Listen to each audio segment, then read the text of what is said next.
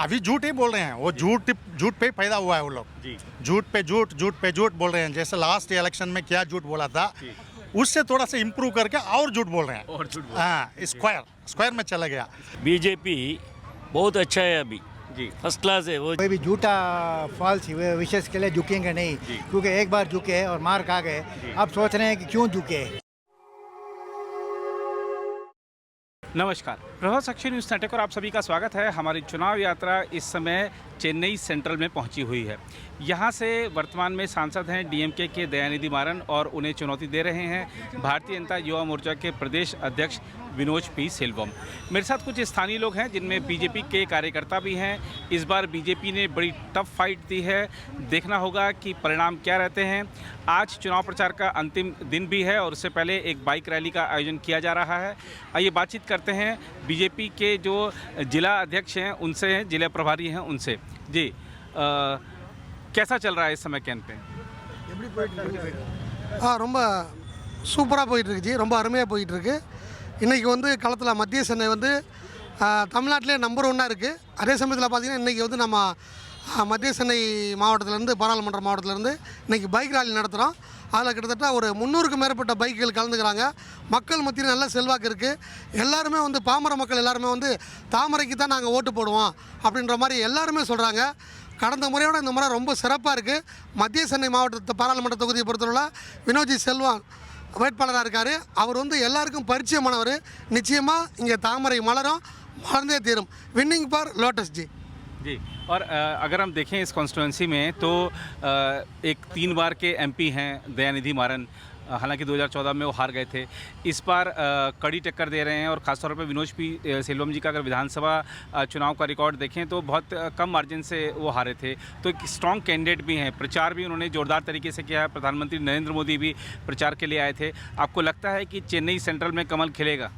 पक्का खेलेगा जी। इस बार कोई वो गुंजाइश नहीं है कि वो हारने का, क्योंकि ये विनोद जी जो है जी, जो बरसात हुआ है पानी में बहुत कुछ काम किया हुआ है। वो यंगस्टर भी है, पढ़ा लिखा भी है जी, सब कुछ जानता है जी। ठीक है, यंगस्टर्स को ये बीजेपी में आने के बहुत ये है जी, क्योंकि वो इधर बाकी पार्टी जैसा नहीं है जी। यहाँ पे यंगस्टर्स को बहुत ये देता है। ठीक है, और ये काम भी बहुत अच्छा करते हैं। जैसा अन्नामलई जी है जी, ऐसे 24/7 काम करने वाले हैं। जैसे मोदी जी है जी, ऐसे रेस्ट बहुत कम लेते हैं और ज़्यादा ये देते हैं हम लोग। ठीक है, पब्लिक सर्वेंट। इसमें कोई गुंजाइश नहीं है कि वो हारेंगे करके। टफ फाइट है, बट पूरा सपोर्ट बीजेपी का है लोटस के लिए। और अगर हम देखें दयानिधि मारन 3 बार के सांसद हैं यहाँ पे, क्या ऐसे चेन्नई सेंट्रल में मुद्दे हैं जो जनता को अब तक प्रभावित करते हैं? वो कुछ भी नहीं किया है जी। अभी जितना वो वोटिंग के लिए जो जा रहे हैं ना, वो सर्वे करने के लिए, वो लोग क्या बोल रहे हैं जी, वो लोग क्या बोल रहे हैं जी, जैसा even MP last time MP election के लिए भी वोटिंग के लिए भी नहीं आया जी। इस बार आए हैं जी, तो क्या अभी झूठ ही बोल रहे हैं। वो झूठ पे ही पैदा हुआ है वो लोग। झूठ पे झूठ बोल रहे हैं। जैसे लास्ट इलेक्शन में क्या झूठ बोला था उससे थोड़ा सा इम्प्रूव करके और झूठ बोल रहे हैं। हाँ, स्क्वायर में चला गया। ये झूठ पे झूठ का जिंदगी है वो लोग का। ठीक है, ये बहुत कठिन है। मैं बोलता हूँ ये इधर सेंट्रल चेन्नई का नहीं है, पूरा ऑल ओवर तमिलनाडु में बहुत कुछ इम्प्रूवमेंट हुआ है। लोटस के लिए बहुत सपोर्ट है। बहुत लोग जानते हैं, अभी पहले जैसा नहीं, अभी मीडिया आ गया, सब कुछ आ गया। आप कहीं भी इसमें सर्वे में देखा होगा, जहाँ पे भी एमपी लोग जाता है, इतने दिन कहाँ गया था तुम, आज वोट लेने के लिए आया, जाओ इधर से, इस गांव में नहीं आना है। ऐसे वो लोग भगाते हैं वो लोग। ये सब हम देख रहे हैं उधर। सभी लोग के पास मीडिया है ना अभी, इसलिए अभी बहुत सुधार हो गया। अभी बहुत सुधार हो गया जी। तो आपको लगता है कि मोदी की गारंटी पर तमिलनाडु की जनता विश्वास करने वाली है? கண்டிப்பாக மோடியினுடைய கேரண்டி தான் வெல்லும் ஜி। மோடி தான் மறுபடியும் வரணும், அவரால் தான் நல்லது செய்ய முடியும்। கண்டிப்பாக லோட்டஸ் ஜெயிக்கும்। வினோத் பி செல்வம் வந்து இளைஞர், கண்டிப்பாக நல்லது செய்வார்। மழை காலத்தில் நிறையா தெருவாக போய் உதவிகள் பண்ணியிருக்கிறார், கண்டிப்பாக அவர் ஜெயிப்பார்। और विनोद पी सेल्वम जी को क्यों वोट देना चाहिए? நல்ல ஒரு மனிதர், ஒரு இளைஞர், படித்த ஒரு அட்வொகேட், மக்களுக்கு சேவை செய்யக்கூடிய ஒரு தன்மை உள்ளவர்। அதுக்காக தாமரைக்கு ஓட்டு கேட்டு மத்திய சென்னையில் வின் பண்ணி ஆகும்ன்ற வெறியோடு நாங்கள் களத்தில் இறங்கி சுற்றிட்டு இருக்கோம். கண்டிப்பாக நாங்கள் வெல்வோம். மீண்டும் மத்தியில் மோடி ஆட்சி அமைப்போம். ஜெய்ஹிந்த். और मेरे साथ कुछ और स्थानीय लोग हैं। तमिलनाडु में बीजेपी इस बार उम्मीद कर रही है कि इस बार चमत्कार होगा दक्षिण से, लेकिन डीएमके और एआईडीएमके का कहना है कि यहाँ तो फाइट हम दोनों के बीच में है, बीजेपी कहीं सिनेरियो में ही नहीं है। आपको क्या लगता है? नहीं, वो सिनेरियो में नहीं है बोल के झूठ बोलते हैं जी बीजेपी। बहुत अच्छा है अभी, जी फर्स्ट क्लास है। वो जेल बड़ा लीडर है, जयललिता और मर गया, जी वो कलेजर मर गया। अभी उसको लोग डीएमके वाला खाली सदानंदम हिंदुत्व रखे के बात करते हैं। जी वो ये राजा को सेलेक्ट किया, ये क्या बोले हिंदू धर्मम खराब है बोल रहे, जी पूरा ऐसा उंगली करते हैं। जी खाली दूसरा काम नहीं है, उसको काम नहीं, डीएम के काम नहीं करते। अभी फ्लड आया 2015 में, फ्लड आया, अभी फ्लड आया 2019 में, फ्लड आया, वो कुछ नहीं किया। खाली पूरा बीजेपी वाला पूरा काम किया। और विनय जी सेल्वम आके हम लोगों पूरा कार्यकर्ता, पूरा आरएसएस लिंक कार्यकर्ता है पूरा। हम लोग बहुत सेवा करते हैं ग्राउंड लेवल में, पुअर पीपल में। हम बीजेपी वाला डायरेक्टली जा रहे, वो नहीं कर सकते।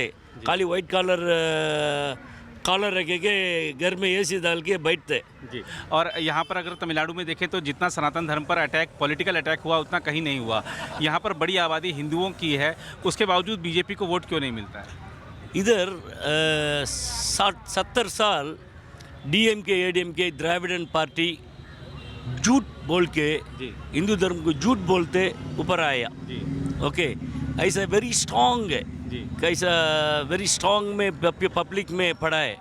वो थोड़ा थोड़ा अभी निकालते almost now BJP, most of the younger generation or no, younger generation is college student and school student, or they come to know they telling lies. That is the purpose. This is the right time. Is growing very fast BJP. वो पूरा झूठ है, पूरा मालूम है।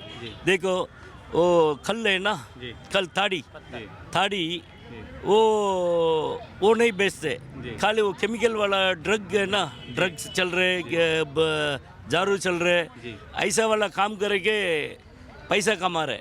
That is very bad for people health.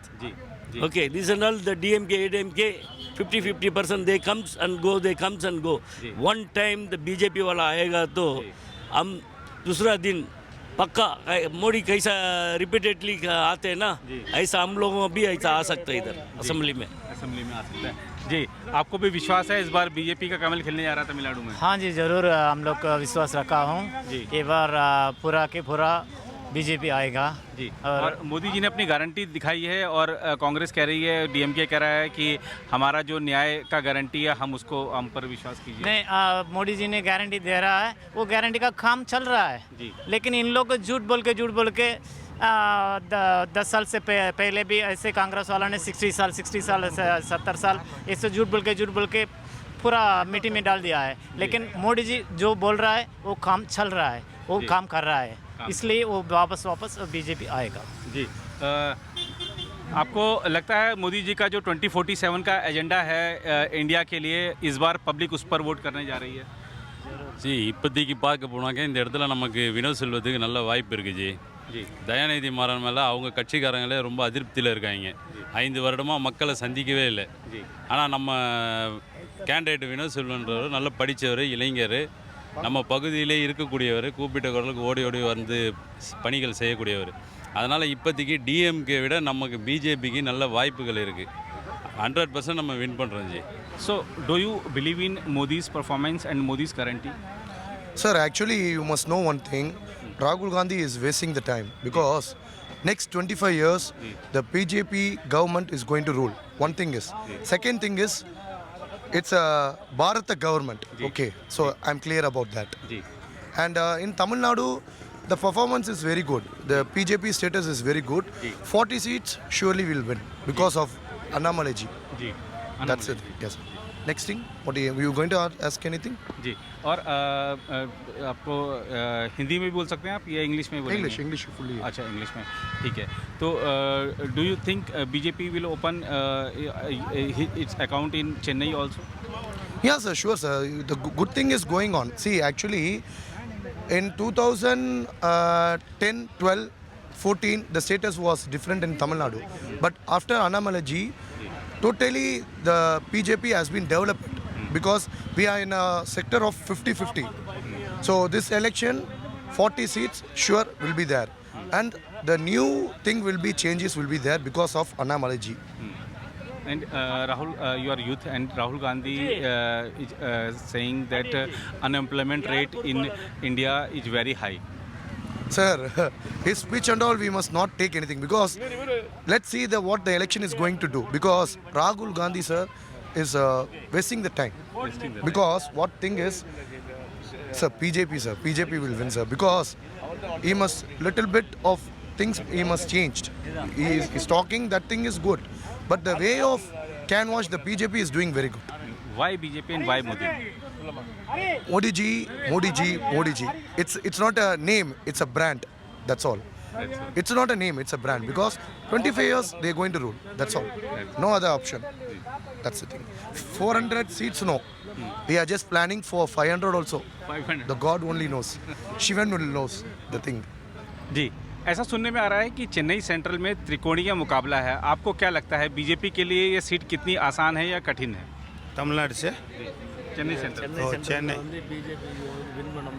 அதாவது சென்னை சென்ட்ரலில் வந்து BJP நல்ல கேம்பெயின் பண்ணிகிட்டு இருக்கிறோம். பட் எங்களுக்கு வெற்றி வாய்ப்பு அதிகமாக இருக்குது. இதுக்கு முன்னாடி இருந்த எம்பி வந்து இந்த தொகுதிக்கு எதுவும் பண்ணலை. இவங்க கொள்ளையடிக்கிறது மட்டும் அவங்க உறுதுணையாக வச்சுருக்காங்க. ஸ்பை செட் வச்சுருக்காங்க, சன் டிவி வச்சுருக்காங்க, 13-18 சேனல் வச்சுருக்காங்க. கிட்டத்தட்ட இவங்க கொள்ளையடித்து ஒரு 3 லட்சம் 3.5 லட்சம் 4 லட்சம் சொத்துக்கள் சேர்த்துருக்காங்க. வினோஜி செல்வம் வந்து இஸ் வெரி ஜென்டில்மேன், நல்லா படித்த மனுஷன், நல்ல ஒரு வசதியான மனிதர். அவர் வந்து இந்த மக்கள் சேவைக்காக வந்திருக்கார். அதாவது இந்த தமிழ்நாட்டுக்கு இந்த மத்திய சென்னைக்கு என்ன செய்யணும், என்னென்ன சின்ன சின்ன ஏழை எளிய மக்களுக்கு என்ன குறைகள் இருக்குது, வாட்டர் எப்படி இருக்குது, குடி தண்ணீர், மெடிசன் எப்படி இருக்குது, சாப்பாடுக்கு ரேஷன் அரிசி எப்படி கிடைக்குது, அதெல்லாம் பார்க்குறதுக்கு வினோஜி செல்வம் தான் கரெக்டான மனிதர். அவருக்கு வந்து இந்த மத்திய சென்னை அத்துணை வாக்காளர்களும் நன்றாக நினைத்து பார்த்து வேட்பாளரை சிந்தித்து வாக்களித்தால் தாமரைக்கு, மோடியை நினைச்சு வாக்களித்தால் மத்திய சென்னை வெற்றி பெறும். And what about overall Tamil Nadu? Overall Tamil Nadu 24-25% தாமரைக்கு வாக்குகள் கிடைக்கும். பட் 3லிருந்து ஒரு 6 சீட்டு வரைக்கும் தாமரைக்கு கிடைக்க வாய்ப்பு இருக்கிறது. ஆமாம், ஓவரால் மக்கள் கொஞ்சம் திருந்தணும், இந்த தமிழ்நாடு நல்லா வரணும், மோடிஜி இங்கே வரணும் அப்படின்னா 14 சீட் வரும். 14 சீட்ஸ்.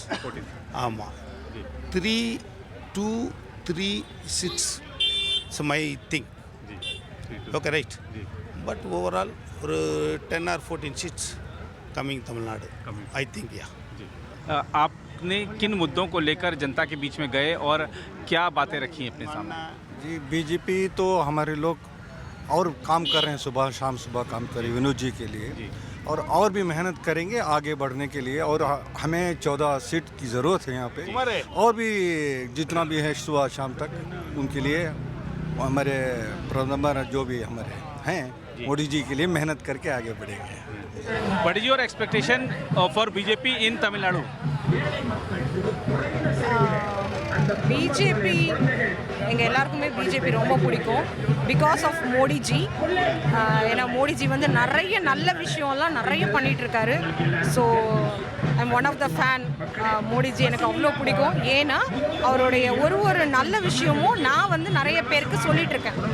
ஏன்னா நிறைய விஷயம் இப்போ சோலார் ஃப்ரீயாக ஸ்லோலார் கொடுத்துட்ருக்காரு. நிறைய உமன்ஸ்க்கு வந்து நிறைய லோன்ஸ் அவைலபிள் இருக்குது. அண்ட் தென் இந்த ரோட்டில் ட்ராவல் பண்ணுறவங்க, ரோட்டில் வந்து ஒரு சின்ன கடை வச்சுருக்கவங்க, அவங்க எல்லாருக்குமே ஒரு லோன் மாதிரி இஷ்யூ பண்ணி அதை வந்து 5,000லேருந்து 5 lakhs வரைக்கும் அவ்வளோ கொடுக்குறாரு. அது நல்ல எல்லாருமே கரெக்டாக யூட்டிலைஸ் பண்ணிக்கிட்டா சூப்பராக அதை வந்து நம்ம போகலாம். ஸோ மோடிஜி வந்து நிறைய சின்ன சின்ன விஷயத்த வந்து பெரிய விஷயமா கொண்டு வரணும்னு பார்க்குறாரு. முக்கியமாக எஸ்பெஷலி தமிழ்நாடு. ஸோ தமிழர் எல்லாருக்குமே அவர் வந்து நிறைய விஷயம் செய்யணும்னு யோசிக்கிறாரு. அதை அவர் செய்யணும். நாங்கள்லாம் அவர் பின்னாடி இருந்து அதை கொண்டு போகணும் போகணும், அதை அப்படியே வளர்ச்சி பாதையில் கொண்டு போகணும்னு நாங்கள் யோசிக்கிறோம். Akka, Akka, do you believe in Modi's guarantee? Okay. Do you believe in Modi's guarantee? என்னவா?